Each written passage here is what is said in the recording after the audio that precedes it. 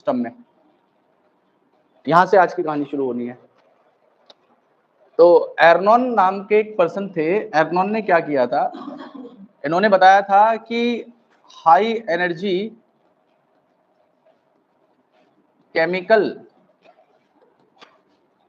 Intermediates होते हैं, उन्हें हम एटीपी और NADPH के नाम से जानते हैं। इन्होंने बताया था कि एटीपी और NADPH high energy chemical intermediates हैं जो प्लांट्स तैयार करते हैं या सिंथेसाइज करते हैं, ये इन्होंने बताया। अब आगे की बात ऐसी है कि इसमें NADPH को बनाने के लिए एक प्रोसेस होता है जिसे हम कहते हैं इलेक्ट्रॉन ट्रांसपोर्ट सिस्टम, ETS।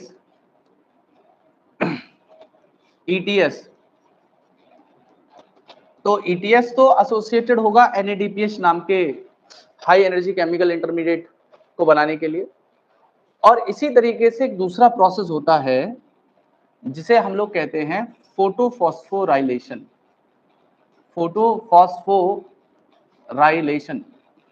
ये जो फोटोफॉस्फोराइलेशन नाम का मैकेनिज्म है बेटा, ये फोटोफॉस्फोराइलेशन एसोसिएटेड होता है एटीपी की सिंथेसिस के साथ में।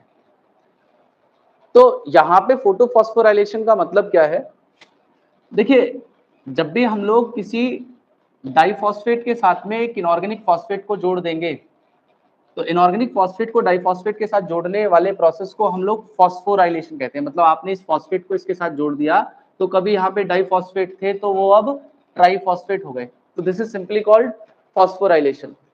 और ये फॉस्फोराइलेशन के लिए एनर्जी जो मिल रही है वो हमें कहाँ से मिल रही है, लाइट से मिल रही है। और लाइट से एनर्जी फोटोन की फॉर्म में आ रही है, तो हम लोग इस प्रोसेस को कह देते हैं फोटोफॉस्फोराइलेशन। क्लियर है मेरी बात आपको? तो यहाँ पे ये दो प्रोसेस हैं, एक इलेक्ट्रॉन ट्रांसपोर्ट सिस्टम और एक फोटोफॉस्फोराइलेशन। ये दोनों प्रोसेस आपस में लिंक्ड होते हैं। This both process, this ETS and photophosphorylation are linked process. मैं यहाँ पे अगली बात ये लिख दे रहा हूं कि जो ये ETS है, इलेक्ट्रॉन ट्रांसपोर्ट सिस्टम है, और फोटोफॉस्फोराइलेशन है, ये दोनों आपस में लिंक्ड हैं। लिंक्ड का मतलब एक दूसरे के साथ में जुड़े हुए हैं, एक दूसरे के साथ में एसोसिएटेड हैं। एक प्रोसेस के बिना दूसरा प्रोसेस नहीं हो सकता, ये यहाँ पे इस बात में कहा गया है। अब अगली बात ध्यान से सुनिएगा, अगली बात को ध्यान से सुनिएगा। अगर मैं बात करूं इलेक्ट्रॉन ट्रांसपोर्ट सिस्टम की, ETS की, तो इलेक्ट्रॉन ट्रांसपोर्ट सिस्टम में होता क्या है, इलेक्ट्रॉन ट्रांसपोर्ट सिस्टम में होता क्या है कि जैसे कोई एक फोटो सिस्टम था, मैंने ये फोटो सिस्टम सेकंड लिख दिया, इस फोटो सिस्टम के ऊपर लाइट गिरी, ठीक है, लाइट गिरी, लाइट गिरने से इसके साथ जो एसोसिएटेड एसेसरी पिगमेंट है उन्होंने एनर्जी को एब्जॉर्ब किया और बीच में जो रिएक्शन सेंटर था उसको दिया। तो उस रिएक्शन सेंटर से दो इलेक्ट्रॉन निकल के गए बाहर, उससे कुछ इलेक्ट्रॉन निकल के गए बाहर। अच्छा, ये जो इलेक्ट्रॉन रिएक्शन सेंटर से गए, रिएक्शन सेंटर यहाँ पे क्लोरोफिल A है, उस इलेक्ट्रॉन को डोनेट किया वाटर ने, उस इलेक्ट्रॉन को वाटर ने डोनेट किया। कैसे डोनेट किया, तो यहाँ पे इसी लाइट की प्रेजेंस में जब वाटर को फोटोलाइसिस किया गया, जब वाटर को फोटोलाइसिस किया गया, तो यहाँ पे half oxygen 2 electron and 2 protons निकले। ये जो दो इलेक्ट्रॉन थे ये इसे डोनेट कर दिए गए। क्यों? क्योंकि यहाँ से 2 इलेक्ट्रॉन निकल के गए थे बाहर। मेरी बात समझ पा रहे हो आप? लाइट आई, फोटो सिस्टम पे गिरी, एसेसरी मॉलिक्यूल्स ने या एसेसरी पिगमेंट्स ने लाइट को एब्जॉर्ब किया, रिएक्शन सेंटर को दिया, रिएक्शन सेंटर के पास हाई एनर्जी पहुंची, तो उसके इलेक्ट्रॉन उसके ऑर्बिटल से बाहर या एटॉमिक न्यूक्लियस से बाहर निकले, और बाहर निकलने के बाद में वो इलेक्ट्रॉन तो निकल गए, लेकिन उन इलेक्ट्रॉन को कंपनसेट किया किसने? वाटर ने, फोटोलाइसिस करके या स्प्लिटिंग करके। और वहां से जो 2 इलेक्ट्रॉन निकले वो इन 2 इलेक्ट्रॉन को क्या कर देंगे? कंपनसेट कर देंगे। ये तो बात समझ में आ गई। अब यहाँ पे जो ये इलेक्ट्रॉन निकले थे, ये जो इलेक्ट्रॉन निकले हैं, ये इलेक्ट्रॉन क्या करेंगे? तो ये इलेक्ट्रॉन क्या करते हैं, कुछ इलेक्ट्रॉन कैरियर्स होते हैं उनके थ्रू पास होंगे।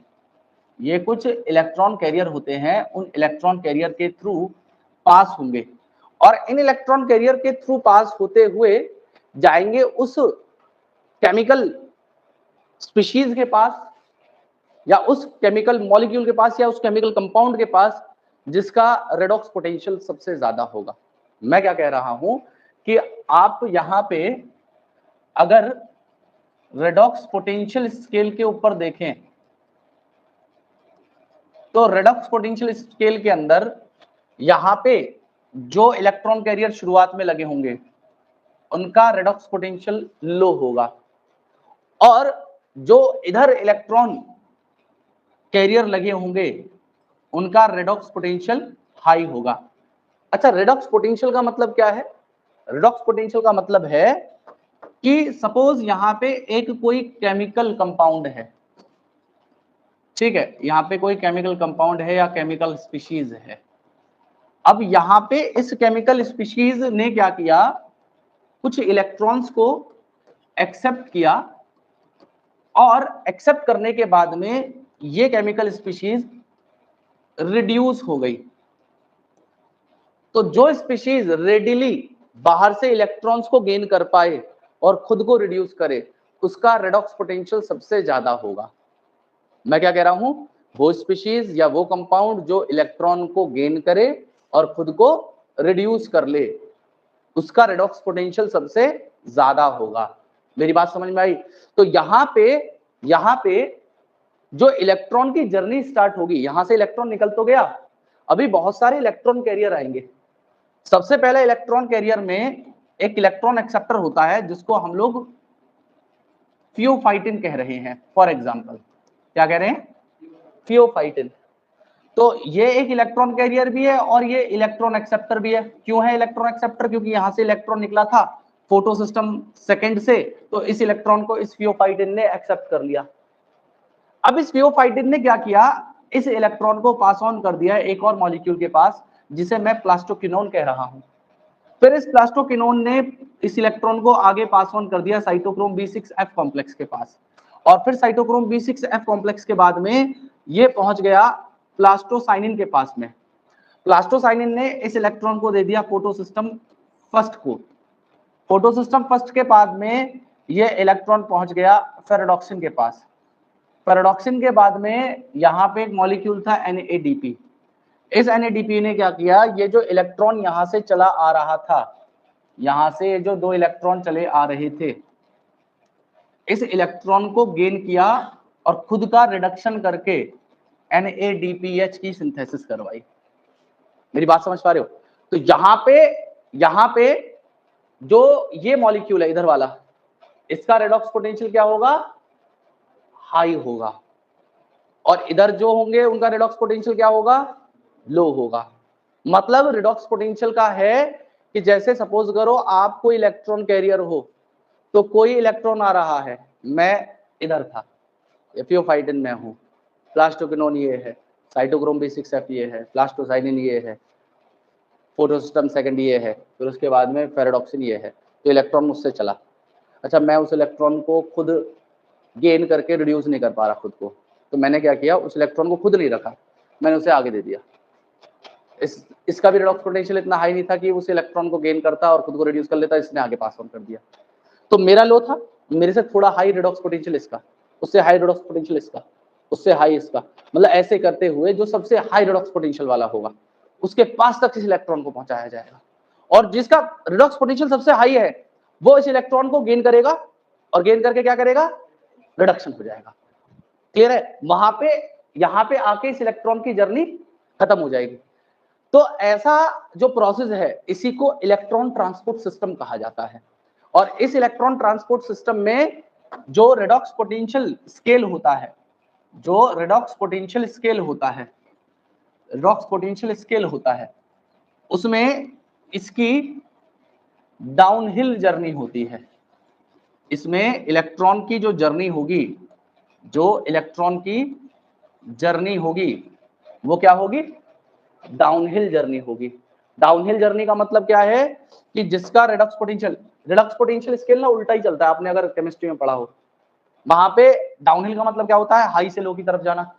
यहाँ पे ऐसा नहीं होता, यहाँ पे लो से हाई की तरफ जाएगा, जिसका रेडॉक्स पोटेंशियल कम है वो इलेक्ट्रॉन को जिसका रेडॉक्स पोटेंशियल ज्यादा है उसको देगा।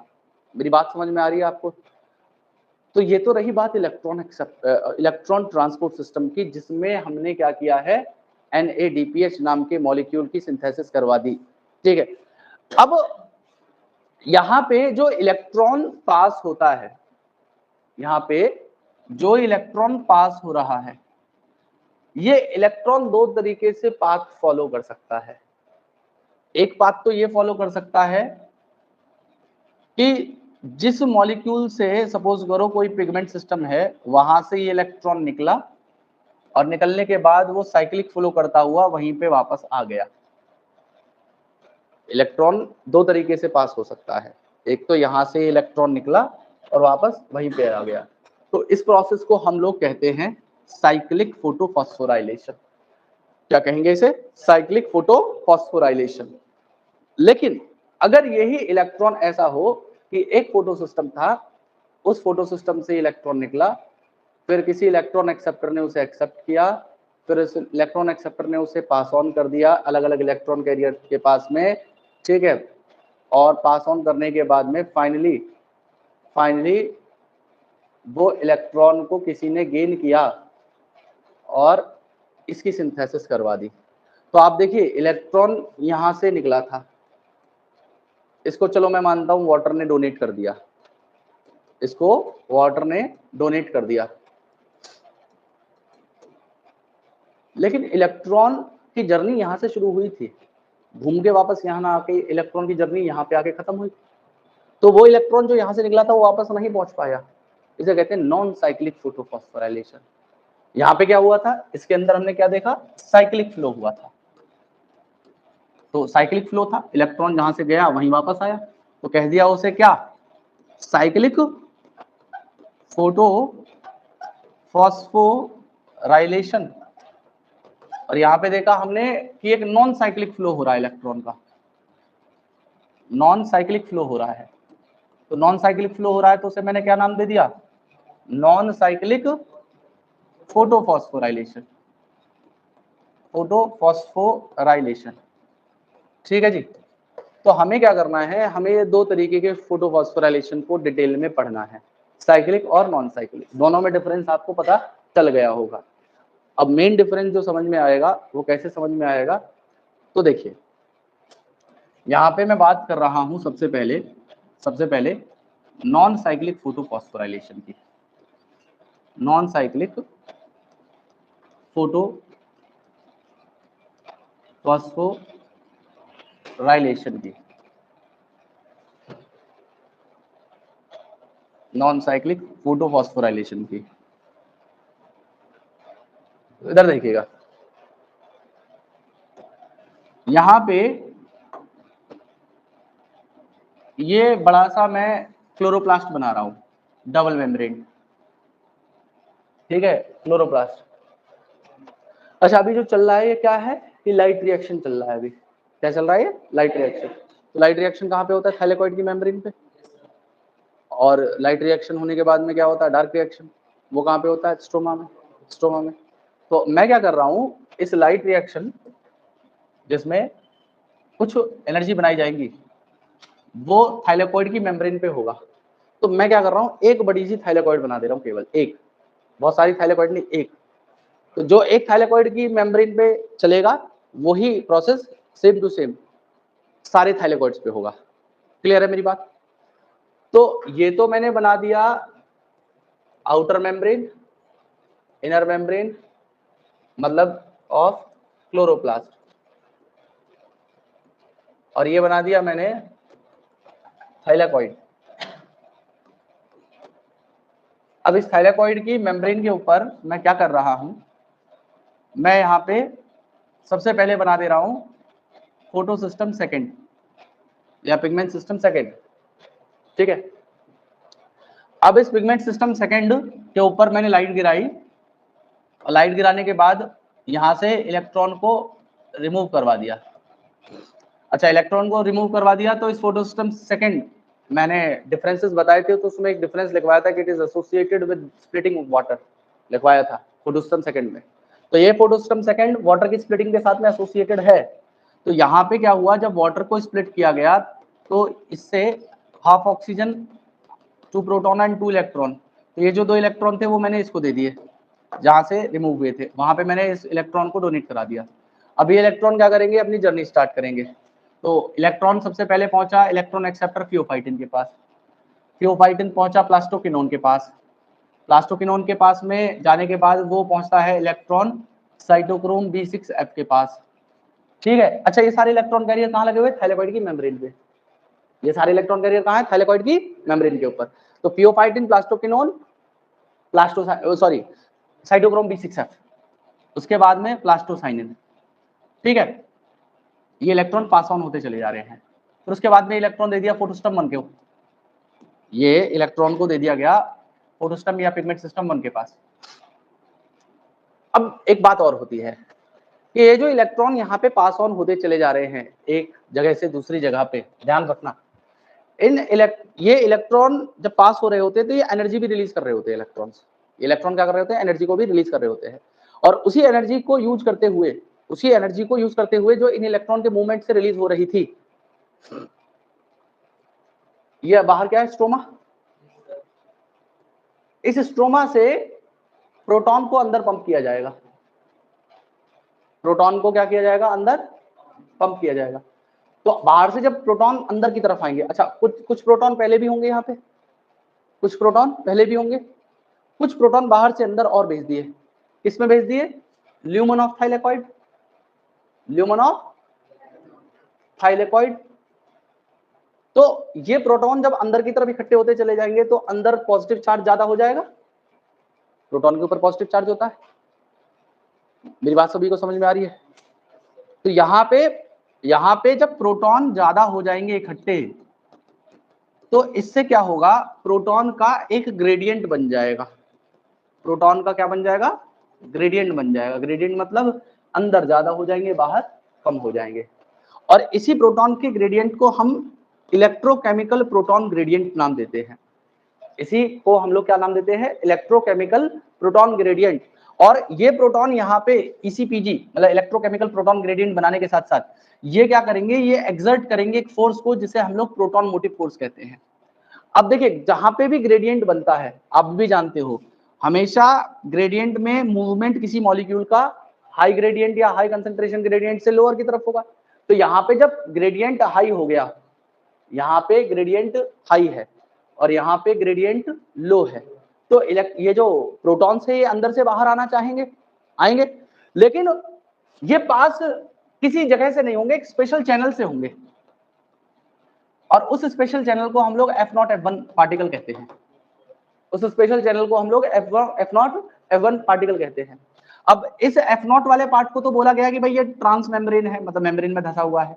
और ये जो F1 है इसके अंदर एक एंजाइम होता है जिसे हम लोग ATPase कहते हैं। ATPase का मतलब होता है ATP सिंथेसिस, मतलब वो एंजाइम जो ATP की सिंथेसिस करवा सके। तो यहाँ पे क्या होगा, जब ये प्रोटॉन ग्रेडियंट को ब्रेक करना चाहेंगे और यहाँ से बाहर आएंगे, तो इस हेड में रोटेशन होगी और हेड में रोटेशन होने के बाद में यहाँ पे जो डाइफॉस्फेट है उसके साथ में फॉस्फेट को जोड़ के क्या बना दिया जाएगा, ट्राइफॉस्फेट बना दिया जाएगा। क्लियर हो रही है मेरी बात आपको। तो यहाँ पे एटीपी तो बन गई। एटीपी का रोल देखना कहां से, इलेक्ट्रॉन का और इसका बनना आपस में जुड़ा हुआ है, नहीं जुड़ा हुआ, ना इलेक्ट्रॉन मूव करते, ना वो रिलीज करते एनर्जी, ना प्रोटॉन को अंदर पंप किया जाता, ना प्रोटॉन अंदर आते, ना वो ग्रेडियंट बनाते, ना वो पास होते, ना वो एटीपी को बना पाते। क्लियर हो रही है मेरी बात। और यहाँ पे ये जो इलेक्ट्रॉन है ये पास हो गया, इसके पास पहुंच गया, किसके पास है, फोटोस्टम फर्स्ट के पास में। भाई ऐसा तो नहीं है फोटोस्टम फर्स्ट के ऊपर लाइट नहीं पड़ेगी, लाइट यहाँ से ही पड़ेगी, फिर ये इलेक्ट्रॉन को पास करेगा फेराडॉक्सिन के पास में, फेराडॉक्सिन के पास में। अच्छा, ये फेराडॉक्सिन ऐसा नहीं है कि ये प्रेजेंट होता है आउटर साइड ऑफ स्ट्रोमा, मतलब ये बाहर की तरफ मौजूद होता है। और यहाँ पे एक एंजाइम प्रेजेंट होता है NADP रिडक्टेज। जैसे यहाँ पे ATP सिंथेटेज था, ATP बनाने के लिए NADP रिडक्टेज होगा जो NADP का रिडक्शन करवाएगा इन इलेक्ट्रॉन को गेन करवा के। तो ये इलेक्ट्रॉन यहाँ पे फाइनली NADP को दे दिए जाएंगे और ये NADP फाइनली इन इलेक्ट्रॉन को गेन करेगा और NADPH की सिंथेसिस करवा लेगा। तो यहाँ पे जो ऊपर हुआ वो तो था क्या, इलेक्ट्रॉन ट्रांसपोर्ट सिस्टम, जिसमें इलेक्ट्रॉन पास ऑन होता चला गया। पास ऑन कैसे हुआ है, from low redox potential to high redox potential, और रिडॉक्स पोटेंशियल स्केल के ऊपर डाउनहिल, डाउनहिल। क्लियर है मेरी बात सभी को, पक्का। और रिडॉक्स पोटेंशियल मैंने आपको अभी फिर बता रहा हूं, रिडॉक्स पोटेंशियल का मतलब होता है reduction oxidation potential, reduction oxidation potential. तो रिडॉक्स पोटेंशियल उस कंपाउंड का ज्यादा होता है जो इलेक्ट्रॉन को, जैसे आयुष एक कंपाउंड है या कोई सब्सटेंस है, अब इसके पास में मैंने इलेक्ट्रॉन भेज दिया, तो आयुष क्या करे, उस इलेक्ट्रॉन को रेडिली एक्सेप्ट करे, बहुत आसानी से जल्दी से एक्सेप्ट करके खुद को रिड्यूस कर ले, तो आयुष का रिडॉक्स पोटेंशियल ज्यादा माना जाएगा। और अगर यहीं पे आयुष इलेक्ट्रॉन्स को गेन ना कर पाए और अपने आप को रिड्यूस ना कर पाए तो इसका रिडॉक्स पोटेंशियल लो माना जाएगा। क्लियर है मेरी बात सभी को। तो रिडॉक्स पोटेंशियल का रोल यहाँ पे है, और ये इलेक्ट्रॉन ट्रांसपोर्ट सिस्टम जो ऊपर की तरफ चला है और नीचे की तरफ क्या हुआ है, फोटोफॉस्फोराइलेशन हुआ है। ठीक है, फोटोफॉस्फोराइलेशन हुआ है, या सिंपली आप कह लीजिए फॉस्फोराइलेशन हुआ है। और इस फॉस्फोराइलेशन को करने के लिए एनर्जी कहां से आ रही है, ये आ रही लाइट की फॉर्म में। तो लाइट से एनर्जी आई जिससे ये दोनों मॉलिक्यूल बन पाए, एटीपी भी बन पाया और NADPH भी बन पाया। तो एटीपी बनी तो फॉस्फोराइलेशन तो सिंपली दिखाई दे रहा है, एडीपी के साथ में फॉस्फेट को चिपका दिया तो फॉस्फोराइलेशन। लेकिन इसके लिए एनर्जी ड्राइवन कहां से आई थी, सनलाइट की फॉर्म में आई थी, इसलिए फोटोफॉस्फोराइलेशन। और इलेक्ट्रॉन ट्रांसपोर्ट सिस्टम का मतलब क्या हो गया, इलेक्ट्रॉन की जर्नी जिसमें NADP की सिंथेसिस हो जाना। क्लियर है मेरी बात सभी को। देखो ये बहुत आसान सी बात थी, अगर आपने ये बात समझ ली तो अब नॉन साइक्लिक फोटोफॉस्फोराइलेशन जो रियल में है वो आपको मैं समझा रहा हूँ। ये अभी तक जो मैंने समझाया ये मैंने उसकी एक बेस तैयार किया था, अब रियल प्रोसेस है। अब वो ज्यादा डिफिकल्ट नहीं है, बहुत आसान है। ये तो मैंने भूमिका तैयार करी इसकी, ठीक है। अब देखिए, अब आते हैं रियल नॉन साइक्लिक फोटोफॉस्फोराइलेशन के ऊपर कि नॉन साइक्लिक फोटोफॉस्फोराइलेशन क्या होता है, कैसे होता है, क्यों होता है, कहाँ होता है।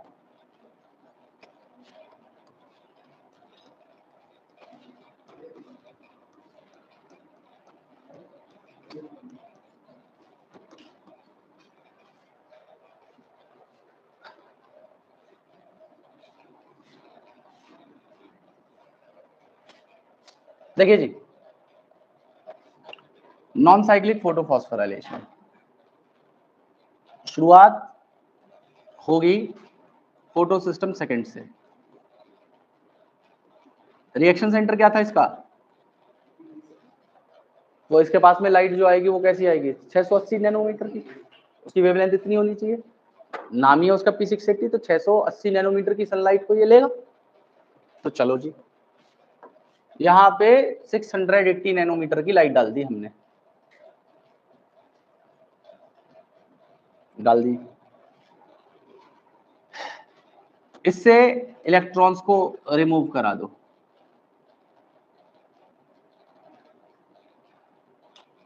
इलेक्ट्रॉन को रिमूव कराया, यहां पे आ गया इलेक्ट्रॉन एक्सेप्टर, जिसे मैंने थियोफाइटिन कह दिया।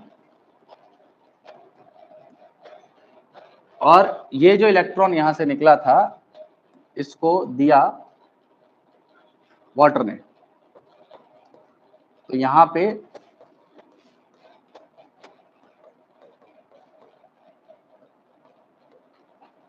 ये इलेक्ट्रॉन इसको दे दिया गया। अब थियोफाइटिन से वो पहुंचा थोड़े हायर रेडॉक्स पोटेंशियल मॉलिक्यूल के पास, जिसे मैं प्लास्टोक्विनोन कह रहा हूं। देखो प्लास्टोक्विनोन में क्या होता है, जब ये इलेक्ट्रॉन को गेन करता है ना, तो ये पहले PQ होता है। PQ जैसे ही इलेक्ट्रॉन गेन करता है, तो गेन करने के बाद में भी ये PQH2 बन जाता है, रिड्यूस हो जाता है। फिर वापस जब ये PQH इलेक्ट्रॉन को पास कर देगा तो वापस अपनी उसी फॉर्म में चला जाता है, ये इसमें प्लास्टोक्विनोन वाली फॉर्म में। क्लियर है मेरी बात। प्लास्टोक्विनोन के बाद में ये पहुंचता है साइटोक्रोम B6F के पास। साइटोक्रोम B6 के पास में ATP की सिंथेसिस दिखाई गई है आपकी NCERT के अंदर। और ATP की सिंथेसिस यहाँ पे क्यों दिखाई गई है, तो इसका रीजन आप लोग जानते हो, इसका रीजन ये है कि साइटोक्रोम B6F का काम था क्या करना, प्रोटॉन को अंदर पंप करना। ना प्रोटॉन अंदर पहुंच पाते, ना ग्रेडियंट बन पाता, इसलिए साइटोक्रोम B6F के ऊपर सीधा सीधा वहां पे क्या दिखा दिया गया है, एटीपी को सिंथेसाइज करके दिखा दिया गया है। तो एटीपी प्लस इनऑर्गेनिक फॉस्फेट से एटीपी बन गई है किसके पास, साइटोक्रोम B6F के पास। साइटोक्रोम B6F ने क्या किया, साइटोक्रोम B6F ने उस इलेक्ट्रॉन को दे दिया आगे फोटो सिस्टम 1 के पास में। फोटो सिस्टम 1 जिसका रिएक्शन सेंटर है P700, तो इसके ऊपर जो लाइट गिरेगी, जो इसके ऊपर लाइट गिरेगी वो 700 नैनोमीटर की होगी, ठीक है, 700 नैनोमीटर की लाइट होगी। अब ये इलेक्ट्रॉन जो आया था, ये यहां से फिर एक इलेक्ट्रॉन एक्सेप्टर के पास जाएगा। इलेक्ट्रॉन एक्सेप्टर के पास जाने के बाद में उसको आगे भेज दिया जाएगा, जिसे हम फेरेडॉक्सिन कहेंगे, फेरोडॉक्सिन कहेंगे, ठीक है। साइटोक्रोम B6F के बाद में ना यहाँ पे बीच में एक और इलेक्ट्रॉन कैरियर आएगा बेटा, जो मैंने नहीं लिखा, जो कि मुझे लिखना चाहिए था, दैट इज प्लास्टोसाइनिन, और आपने किसी ने मुझे टोका भी नहीं। टोके तो बाद में, हमारा खुद का नींद का नशा उतर नहीं रहा। प्लास्टोसाइनिन, प्लास्टोसाइनिन, प्लास्टोसाइनिन से पहुंचा दीजिए इसे PS1 के पास में, P700। फिर यहां से इलेक्ट्रॉन को निकाल दीजिए इलेक्ट्रॉन एक्सेप्टर के पास, फेरोडॉक्सिन। फेरोडॉक्सिन के बाद यहाँ पे बना दीजिए आप NADP रिडक्टेज, जिससे आप NADP को ये 2 इलेक्ट्रॉन गेन करते हुए, और साथ में प्रोटॉन भी आएंगे, प्रोटॉन भी आएंगे, इलेक्ट्रॉन भी आएंगे, प्रोटॉन भी आएंगे, और ये NADPH नाम के मॉलिक्यूल की सिंथेसिस करवा देंगे। तो ये जो हुआ, जिसमें एक बार इलेक्ट्रॉन यहाँ से इलेक्ट्रॉन एक्सेप्टर से डाउनहिल पहुंचा इसके पास, फिर पहुंचा यहाँ पे, तो ये जो स्कीम बनी है, मतलब ये जो पैटर्न बना है, ये ऐसा नहीं लग रहा है जैसे आप इसको अगर सीधा कर दो तो ये Z जैसा है, Z जैसा, तो इसे हम लोग कह देते हैं Z स्कीम। इसी को क्या कह दिया जाता है, Z स्कीम।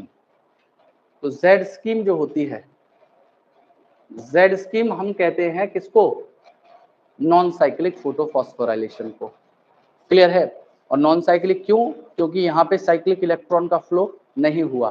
साइक्लिक इलेक्ट्रॉन का फ्लो हुआ होता तो ये मॉलिक्यूल निकल के वापस इलेक्ट्रॉन इसी के पास आ जाना चाहिए था, लेकिन इलेक्ट्रॉन एक से दूसरे, दूसरे से इलेक्ट्रॉन कैरियर से तीसरे, तीसरे से चौथे, और उसके बाद फाइनली उसके पास पहुंचा जिसका रिडक्स पोटेंशियल सबसे ज्यादा था, और वहां पे जाके उसने उस इलेक्ट्रॉन को कंज्यूम करा, यूटिलाइज किया, एक्सेप्ट किया, और अपने को रिड्यूस कर लिया। तो ये तो रहा नॉन साइक्लिक फोटोफॉस्फोराइलेशन, बहुत आसान सी बात है। अब इसी को हम कंपेयर कर लेते हैं साइक्लिक फोटोफॉस्फोराइलेशन से, कि साइक्लिक फोटोफॉस्फोराइलेशन कैसे होगा। तो अगला टॉपिक है हमारा साइक्लिक फोटोफॉस्फोराइलेशन, साइक्लिक फोटोफॉस्फोराइलेशन। देखिए साइक्लिक फोटोफॉस्फोराइलेशन का मतलब ये है, अब आपके दिमाग में क्वेश्चन आएगा कि सर ये करते कौन है, साइक्लिक और नॉन साइक्लिक करते कौन है। तो जितने भी हायर प्लांट्स हैं वो ये करते हैं, जितने भी हायर प्लांट्स हैं वो नॉन साइक्लिक करते हैं। साइक्लिक फोटोफॉस्फोराइलेशन केवल और केवल आपको कुछ फोटोसिंथेटिक बैक्टीरिया के अंदर होता हुआ मिलेगा। साइक्लिक फोटोफॉस्फोराइलेशन कौन करते हैं, अभी हालांकि मैं डिफरेंशिएट भी करूंगा इनके बीच में, साइक्लिक और नॉन साइक्लिक के बीच में, लेकिन ये जान लीजिए कि साइक्लिक फोटोफॉस्फोराइलेशन को कौन करता है, बैक्टीरिया करते हैं। तो यहाँ पे शुरुआत क्या होगी, जैसे नॉन साइक्लिक फोटोफॉस्फोराइलेशन में दोनों फोटो सिस्टम इन्वॉल्व थे, PS1 भी PS2 भी, यहाँ पे केवल और केवल फोटो सिस्टम, यहाँ पे केवल फोटो सिस्टम 1 इन्वॉल्व होगा, यहाँ पे PS1 इन्वॉल्व होगा, जिसे हम P700 कहेंगे। तो यहाँ पे P700 के ऊपर लाइट को गिरा दीजिए, 700 नैनोमीटर की लाइट आई है, 700 नैनोमीटर की सनलाइट आई, 700 नैनोमीटर की लाइट आई, और लाइट को आने के बाद में यहां से इलेक्ट्रॉन निकला, ये इलेक्ट्रॉन एक्सेप्टर के पास गया, इलेक्ट्रॉन एक्सेप्टर ने इसे भेज दिया आगे। अब की बार सीक्वेंस अलग हो जाएगा, जो लास्ट में पैराडॉक्सिन लगा हुआ था वो अब की बार पहले लग गया है। पैराडॉक्सिन से वो इलेक्ट्रॉन पहुंचेगा प्लास्टोक्विनोन के पास, प्लास्टोक्विनोन से वो आएगा साइटोक्रोम B6F के पास। साइटोक्रोम B6F क्या करेगा, एडीपी और इनऑर्गेनिक फॉस्फेट को जोड़ेगा और एटीपी की सिंथेसिस करवा देगा, और फिर आ जाएगा वो प्लास्टोसाइनिन के पास में, वो आ जाएगा फिर से प्लास्टोसाइनिन के पास में, और प्लास्टोसाइनिन से इलेक्ट्रॉन वापस घूमता हुआ वहीं पे पहुंच जाएगा जहां से उसे डोनेट किया गया था। तो यहाँ पे क्या हुआ है, साइक्लिक फ्लो हुआ है इलेक्ट्रॉन्स का। अच्छा, एक चीज याद रखना कि जिन बैक्टीरियाज में ये काम हो रहा होगा उनके पास में NADP रिडक्टेज एंजाइम भी नहीं होता, तो यहाँ पे NADPH की सिंथेसिस नहीं होगी, यहाँ पे केवल किस मॉलिक्यूल की सिंथेसिस होगी, ATP, नो NADPH सिंथेसाइज्ड। यहाँ पे कोई वाटर की स्प्लिटिंग नहीं होगी, यहाँ पे कोई ऑक्सीजन लिबरेट नहीं होगा, यहाँ पे किसी इलेक्ट्रॉन डोनर की जरूरत नहीं पड़ेगी, कुछ भी नहीं होगा। तो ये कुछ डिफरेंसेस हैं जो साइक्लिक और नॉन साइक्लिक के बीच में आपको पढ़ने थे। तो मैं अब क्या कर रहा हूँ, उस जो रिटन फॉर्म में मैं उन डिफरेंसेस को बता रहा हूँ जिससे आपको एक बेसिक आइडिया मिल जाएगा दोनों के बीच में। तो एक तरफ तो मैं लिख दे रहा हूँ नॉन साइक्लिक फोटोफॉस्फोराइलेशन, और दूसरी तरफ लिख दे रहा हूं मैं साइक्लिक फोटोफॉस्फोराइलेशन। एक तरफ लिख रहा हूं मैं नॉन साइक्लिक और दूसरी तरफ लिख रहा हूं मैं साइक्लिक। दोनों में सबसे पहला डिफरेंस ये है कि नॉन साइक्लिक में दोनों फोटो सिस्टम इन्वॉल्व होंगे, बोथ फोटो सिस्टम इन्वॉल्व।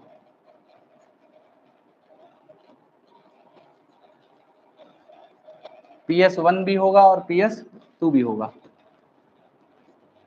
ठीक है जी, PS1 भी होगा, PS2 भी होगा।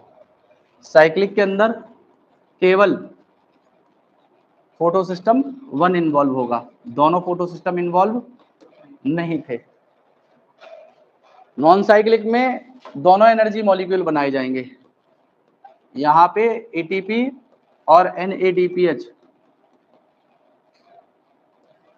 की सिंथेसिस होगी, यहाँ पे केवल और केवल ATP सिंथेसिस होगी।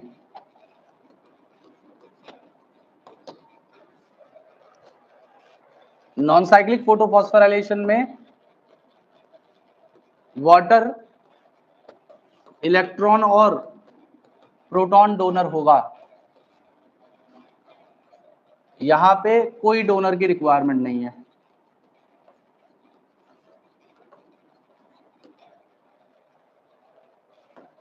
यहाँ पे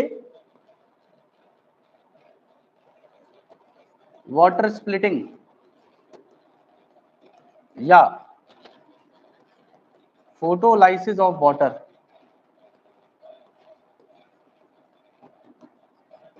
इन्वॉल्व, यहाँ पे नो फोटोलाइसिस ऑफ वाटर।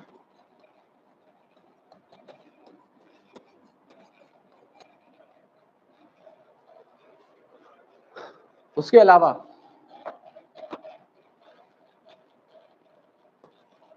बेटा ये केवल ग्रेनल थाइलेकोइड्स के अंदर या ग्रेनल मेम्ब्रेन में हो सकता है, वो स्ट्रोमा लैमेला में होगा। तो इट अकर ऑन ग्रेनल थाइलेकोइड्स,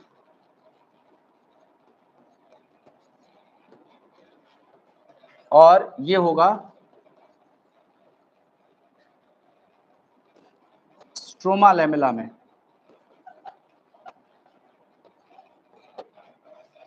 उसके अलावा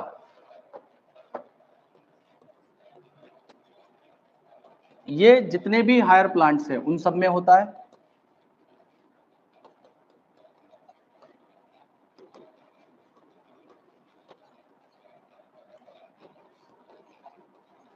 ये जितने फोटोसिंथेटिक बैक्टीरिया हैं उन सब में होता है।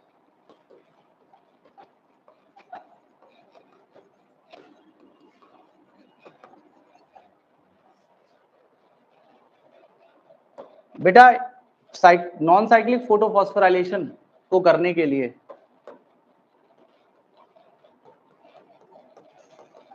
नॉन साइक्लिक फोटोफॉस्फोराइलेशन को करने के लिए एरोबिक कंडीशन चाहिए,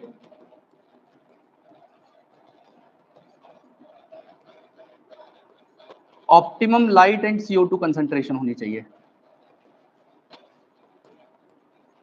optimum light and CO2 concentration होनी चाहिए। लेकिन साइक्लिक फोटोफॉस्फोराइलेशन में ये एनारोबिक कंडीशन में भी हो सकता है, ये एनारोबिक कंडीशन में भी हो सकता है, और ये लो light intensity and low CO2 concentration में भी वर्क कर पाएगा।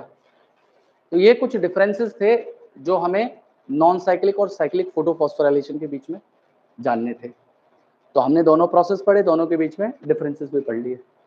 अब एनसीईआरटी में लाइंस के थ्रू देख लेते हैं इसमें क्या क्या गिवन है।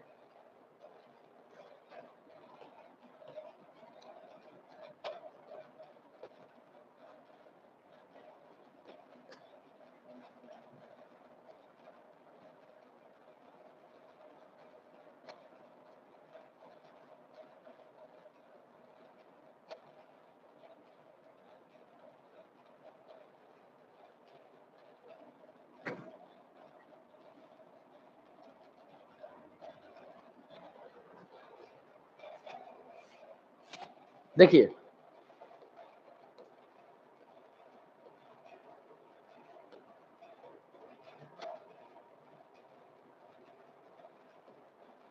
इलेक्ट्रॉन ट्रांसपोर्ट के बारे में बताया हुआ है।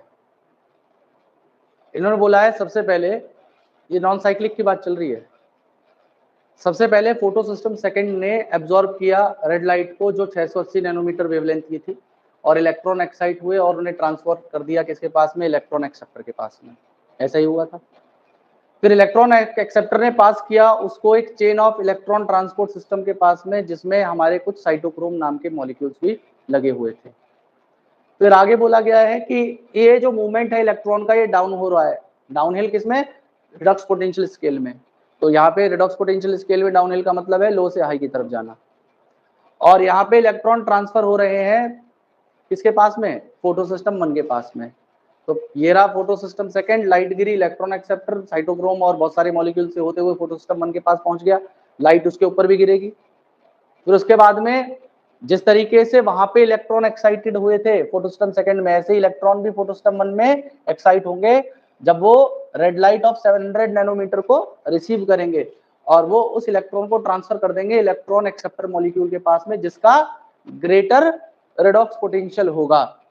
और ये इलेक्ट्रॉन मूव करेंगे डाउनहिल किस मॉलिक्यूल के पास में, NADP मॉलिक्यूल के पास में, और फाइनली NADP को रिड्यूस करके NADPH बना दिया जाएगा। फिर बताया गया है कि ये जो ट्रांसफर हो रहा है इलेक्ट्रॉन का फोटो सिस्टम सेकंड से फोटो सिस्टम 1 के पास में finally downhill to NADP is called Z scheme, क्योंकि इसका जो पैटर्न है वो जिगजैग शेप का होता है।